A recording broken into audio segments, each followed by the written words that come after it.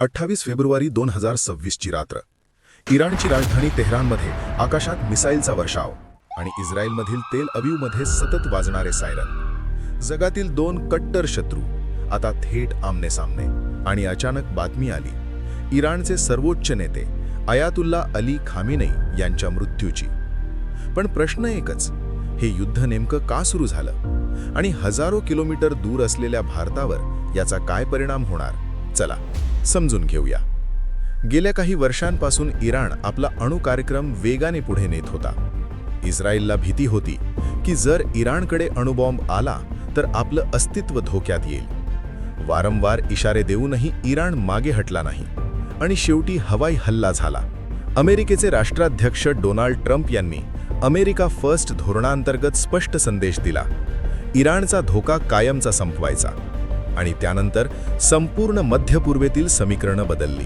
Hamas, Hezbollah आणि Houthi movement या गटांच्या कारवायांमुळे इस्रायलने थेट इराणलाच लक्ष्य केलं. जगातील सुमारे 20% कच्चं तेल स्ट्रेट ऑफ होर्मुझमधून जातं. जर हा मार्ग बंद झाला तर सध्या $70 प्रति बॅरल असलेलं तेल $100 ते $120च्या वर जाऊ शकतं. भारत 85 ते 90% कच्चं तेल आयात करतो.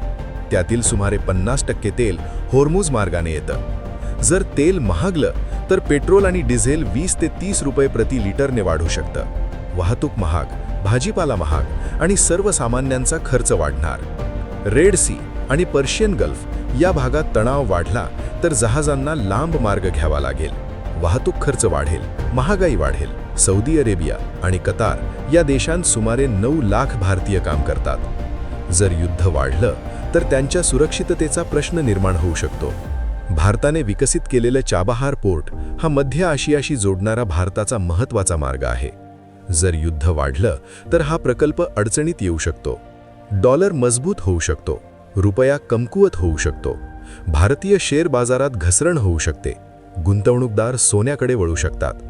जर अमेरिका, रशिया आणि चीन थेट सहभागी झाले तर जागतिक मंदीचा धोका वाढू शकतो. एका बाजूला इस्रायल संरक्षण भागीदार, दुसऱ्या बाजूला इराण ऐतिहासिक संबंध. भारत तटस्थ राहील की स्पष्ट भूमिका घेईल हे पुढील काळात ठरणार आहे. तुम्हाला काय वाटतं?